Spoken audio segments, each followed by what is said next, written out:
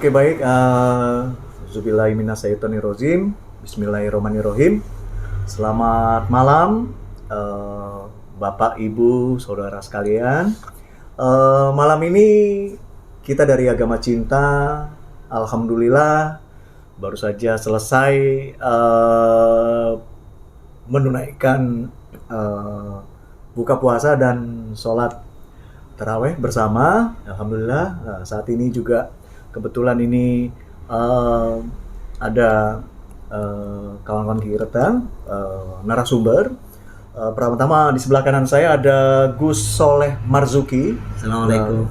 Di sebelah kanan saya Bung Soleh Marzuki. Bung Soleh Marzuki adalah koordinator Agama Cinta yang selama ini begitu giat dan intens dalam mencoba selalu melakukan kegiatan-kegiatan proaktif di dalam pembinaan kemasyarakatan, keagamaan, sosial, dan kekaryaan.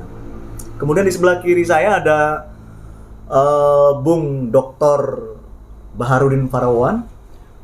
Beliau sebagai anggota Mabinas, Majelis Pimpinan Nasional Persatuan Mahasiswa Islam Indonesia (PMII) dan juga sebagai tokoh nasional, tokoh muda nasional. Hari ini kita akan bicara tentang fenomena yang berkembang pada belakangan hari ini, yaitu tentang maraknya kegiatan mengaji atau berdakwah di tempat-tempat umum atau tempat-tempat yang mungkin secara spesifik saya sebut sebagai trotoar yang harusnya digunakan sebagai para pejalan kaki, kira-kira begitu. Ini tentunya banyak sekali pertanyaan tentang hal tersebut, bagaimana dan seperti apa, dan juga mestinya ditindaklanjuti seperti apa dan seterusnya misalnya. Untuk itu, tanpa berpanjang kata, mungkin saya langsung ke Gus Soleh Marzuki selaku koordinator Agama Cinta. Gus, saya ada pertanyaan nih Gus. Ya.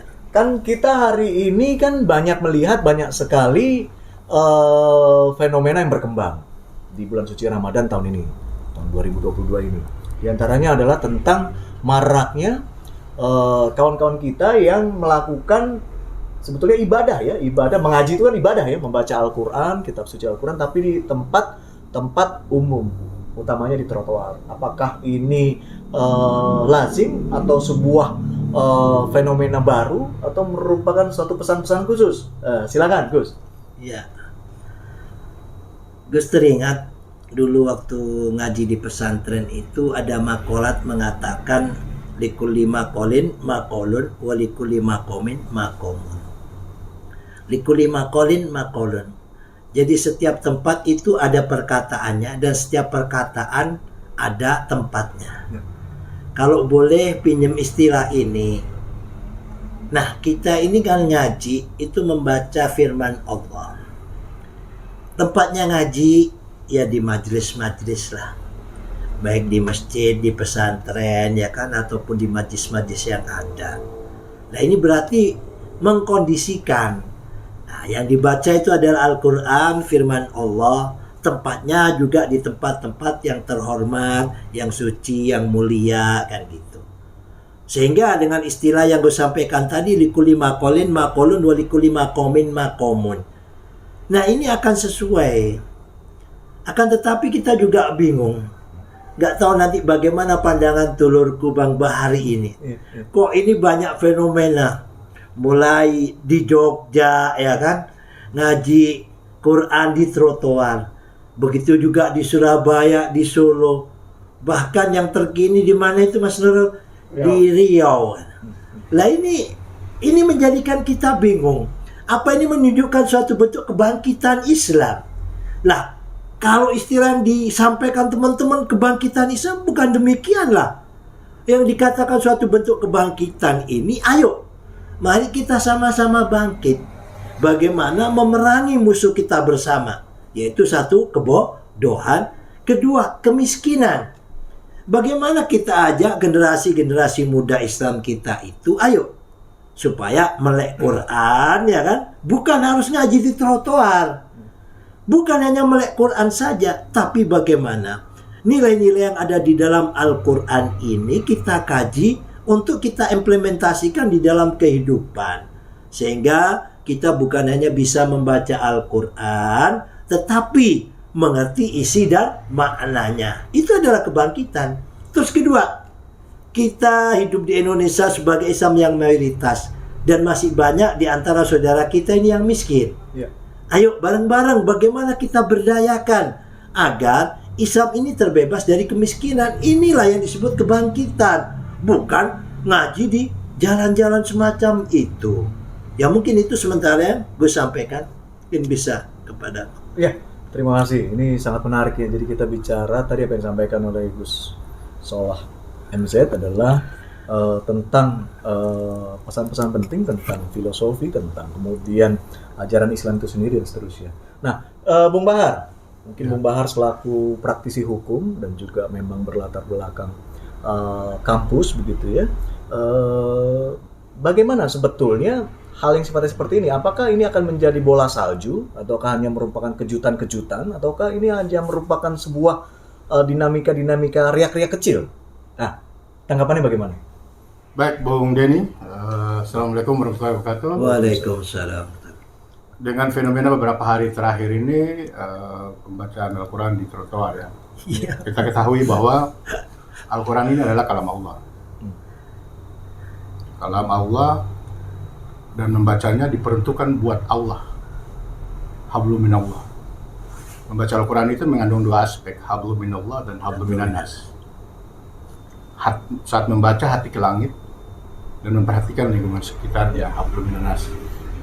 Dan kedua adalah karena dia kalam Allah, dia harus dibacakan di tempat yang suci, tempat yang terhormat. Karena ini memanjatkan doa. Dan dari setiap bacaan-bacaan yang kau bawa, yang kau lafazkan, setiap hurufnya mendapat pahala. Bagaimana mungkin bisa mendapat pahala kalau kita menghalangi ketertiban umum di trotoar? Di satu sisi, ini sebenarnya kita merendahkan agama Al-Quran kita sendiri. Ya, karena malu saya sebagai agama mayoritas, karena kita tahu trotoar itu bukan milik umat muslim aja. Kita harus memberi teladan sebagai kelompok minoritas, apalagi di bulan puasa. Agar kehidupan yang penuh dengan intoleran itu, kitalah yang mengikis, kita harus menjadi pedoman. Karena Islam ini bukan hanya soal ibadah, tapi juga mengangkut dengan agama akal. Gitu. Logikanya di mana kita baca Al-Quran? Emangnya masjid-masjid sudah tidak ada yang Betul. Saya rasa sebagai anak yang dari timur, setiap jalan kita di Jakarta ini maupun di Jawa, hampir di setiap jalan itu ada yang meminta sumbangan untuk bangun masjid. Iya, betul. Ini kontraproduktif. Apakah masjid itu masih kurang atau apa? Yang dari aspek sosial saya melihat, karena ini terjadi di beberapa daerah, saya kok curiga ada yang mengorganisir di barang. Ada polarisasi lah. Ada polarisasi. Okay. Karena ini bukan budaya kita, ini bukan, kalau terlepas dari konteks agama, ini bukan budaya orang Indonesia banget gitu loh. Orang Indonesia itu saling menghormati, menjaga, toleransi, dan macam-macam. Kok ini nyata-nyata dan itu dipertontonkan, seolah-olah dibalas pantun gitu. Lalu yang terakhir adalah pemerintah kita minta harus menindak tegas, agar dia tidak menjadi bola liar, memicu konflik di antara kita sesama Muslim dan juga dengan mengganggu ketertiban agama yang lain. Saya khawatir kalau tidak diawasi, ya bisa-bisa pengajian ini bergeser sampai di halaman gereja. Iya, tidak bisa. Ini karena tidak ada kontrol, ada ketertiban. Tuh pedagang asongan tidak pada tempatnya saja bisa ditertibkan. Ditertibkan bukan karena faktor membaca kalam Allah, tapi tempat membacanya itu tidak tepat. Yang terakhir adalah itu kan bentuk memanjatkan doa. Doa individual kepada Allah. Apa yang kamu mau harapkan di tengah jalan keramaian seperti itu? Kenapa? Karena membaca juga butuh khusyuk. Bagaimana mau khusyuk? Orang lalu lalang kiri kanan kayak begitu. Yang terakhir adalah ketika beribadah kita jangan menunjukkan sifat ria. Gitu. Baca trotoar itu sama dengan ria. Gitu. Memamerkan, apalagi ada kesombongan. Ada kesombongan di situ, dan itu sangat dimurkai Allah. Mungkin itu saja. Oke, terima kasih. Bung Bahar ini luar biasa. Balik lagi ke Gus Soleh nih. Saya mau tanya Gus, setahu Gus selama ini, gitu ya, Gus Soleh tentunya sudah malang melintang ini dalam keseharian, dalam konteks kemudian kemasyarakatan dan keagamaan tentunya. Pertanyaan saya adalah, apakah selama ini ada kasus yang demikian di negara kita? Setahu Gus? Iya, Gus saat ini insya Allah sekitar umur 52 kalau nggak 53 tahun ya. Nah, Bang Bahar berapa Bang Bahar? 47. 47, berarti tua Gus ya. Berarti Gus yang lebih senior di sini. Bang Denny Agil Karena umur senior berapa? makanya panggil Gus. Saya 46. 46 ya. Nah, selama umur 53 tahun ini baru kali ini melihat ya orang baca Al-Qur'an ini di trotoar. Kalau di saat pesantren Ramadan, baik Gus di Tebu Ireng maupun di Sidogiri dan lain sebagainya, itu banyak istilahnya santri-santri, alumni santri untuk mendalami ataupun ngelabarkah kan gitu. Bang Bahar juga tahu mungkin ya kan. Nah, itu ngaji kitab kuning. Yai di masjid kan gitu. Nah, karena jamaah ini banyak kalau Ramadan Sidogiri, yaitu di tempat-tempat serambi jalan-jalannya masjid. Tapi itu memang khusus pesantren kan gitu loh. Tidak ada orang yang lulu lalang. Beda tempatnya, sama- itu tempatnya. Ya, tempatnya pesantren kan, Tapi- karena orang banyak ya. Tapi katanya gini Gus. Nah, Nah, ini saya selak ya. di trotoar jalan umum ya kan. Ya, ini saya selak sedikit. Jadi banyak kemudian pihak-pihak di luar sana yang menyampaikan begini. Toh katanya banyak pengajian-pengajian akbar yang juga makan jalan misalnya, menutup gang, menutup lapangan dan seterusnya. Tanggapannya gimana? Ya, Gus sendiri kan orang yang beragama dan juga mementingkan nilai-nilai kemanusiaan. Jika selama pengajian itu masih cukup di masjid ya, Gus lebih cenderung pengajian itu diadakan di masjid. Kalau memang pengajian itu tablik akbar, ada kiai kondang dan gak cukup dari masjid ya, maka kita pamit kepada Pak RT, RW sama pemerintah setempat untuk nutup jalan. Nah, itu kan sifatnya pengajian kan gitu, bukan membaca Al-Qur'an. Lah, kalau membaca Al-Qur'an ini seperti dikatakan oleh Bang Bahar ini tadi, dibutuhkan kekhusyuan. Karena baca Al-Qur'an ini hablum minallah dan hablum minan nas. Jadi kita membaca Al-Qur'an itu juga doa. Membaca Al-Qur'an itu penuh berkah. Wabil alifi alfan, wabil ba'i baban, wabil ta'i taubatan, wabil sa'i sawaban. Baca satu alif dalam Al-Qur'an dengan niat lillah. Wabil alifi alfan dapat 1,000 pahala. Wabil ba'i baban. Membaca baknya saja dibukakan oleh Allah pintu surga. Wabitai taubatan, tak kita, taubatan kita diterima oleh Allah. Wabisai sawaban, membaca huruf sa-nya ini diberikan sawab ganjaran oleh Allah. Nah, kalau membacanya ini di pinggir jalan ya, apalagi di trotoar dengan orang banyak. Lah, trotoar ini bukan tempat khusus, bukan tempat majelis, bukan tempat yang suci, tapi tempat lulu lalang orang. Satu, mengganggu orang berjalan. Kedua, mengganggu orang jualan. Padahal orang jualan dalam Islam ini orang tolabul ma'isyah, mencari rezeki untuk keluarganya. Itu hukumnya sama dengan orang jihad fisabilillah. Lah, karena kita ngaji di trotoar, bagaimana orang yang mau jualan ini kan, apalagi ini mau menjelang lebaran kan gitu. Jadi hal yang semacam ini, ayolah Gus mohon kepada semuanya atau siapapun yang mendengarkan video ini, mari kita ini berislam dengan yang rahmatan lil alamin, bukan berislam menunjukkan dengan nilai-nilai yang kurang etik. Bagi Gus yang semacam ini kurang etik dan kurang menempatkan Al-Quran sebagai firman Allah, sebagai kalam suci dibaca di trotoar. Nah, ini negara harus hadir. Hal yang semacam ini, satu, jangan diberikan izin. Kedua, diberikan pembinaan bahwa masih banyak tempat-tempat yang lain, di musola, di masjid, kan, di majelis-majelis. Ayolah, jangan permalukan agama kita semacam ini. Mungkin hal itu yang gue harapkan, Bung Denny ya.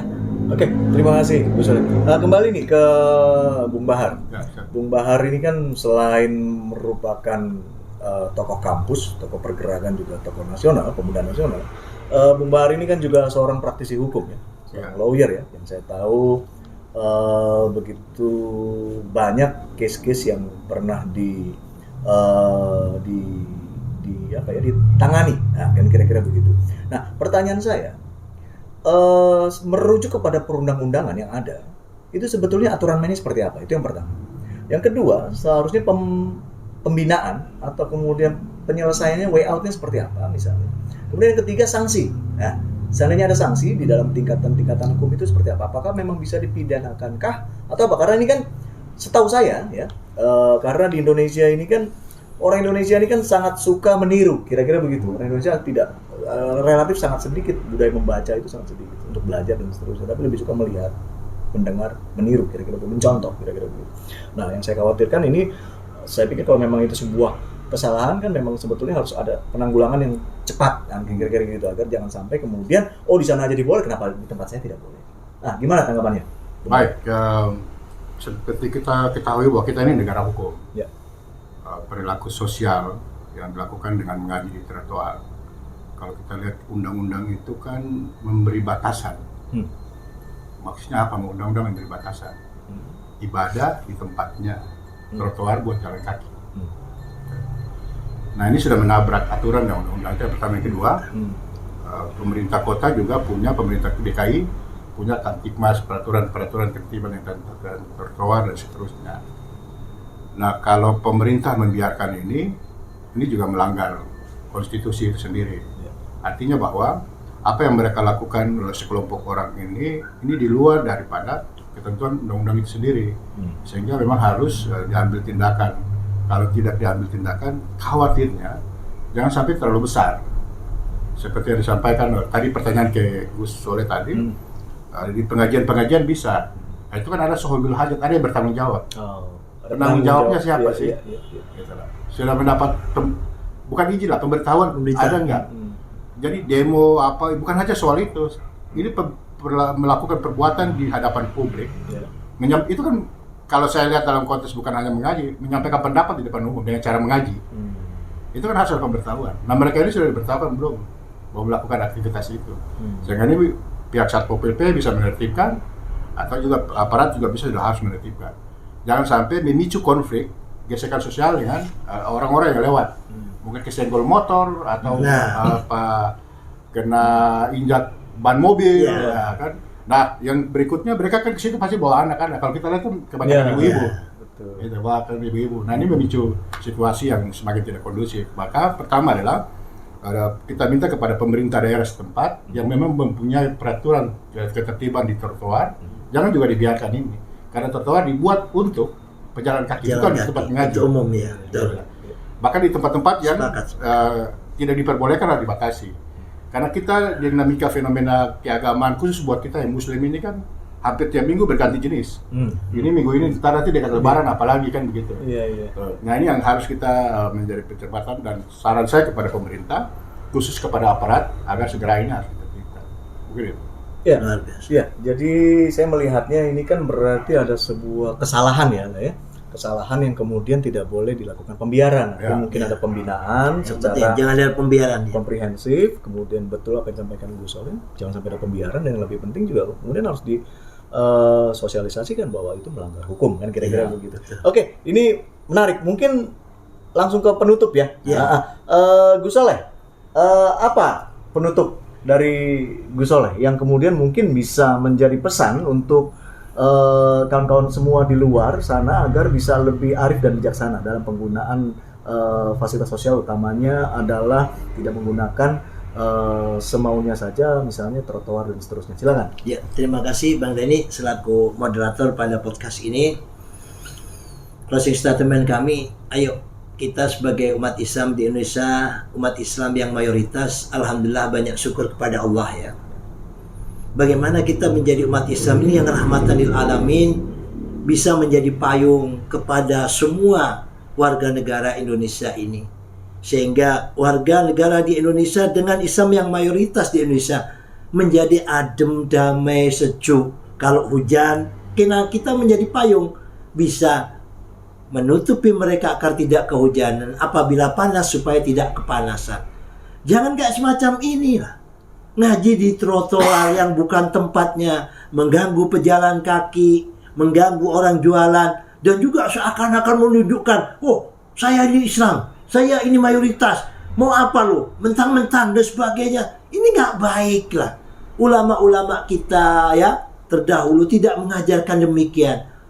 Gus umur 53 tahun baru kali ini mendapatkan semacam ini. Gus sangat sepakat apa yang disampaikan oleh Bang Forowan ini. Negara harus hadir.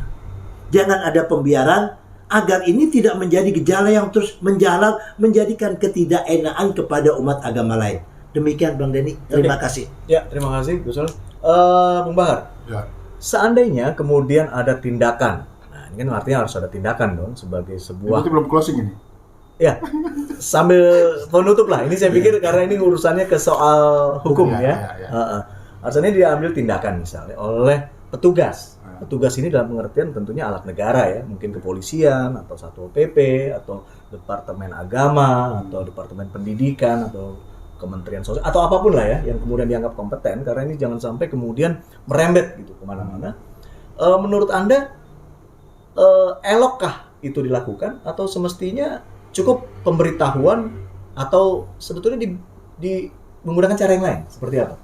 Sekaligus closing statement. Baik, kalau menurut saya negara atau aparat hadir itu kan bukan berarti langsung ambil tindakan yang berlebihan.